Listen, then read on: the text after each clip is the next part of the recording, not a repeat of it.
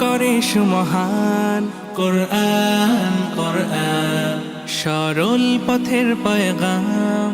কোরআন কোরআন খোদার দেয়া এহসান।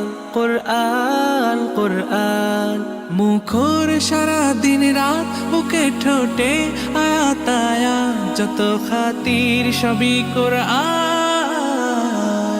কোরআন ওয়াল ফুরকান খায়রুল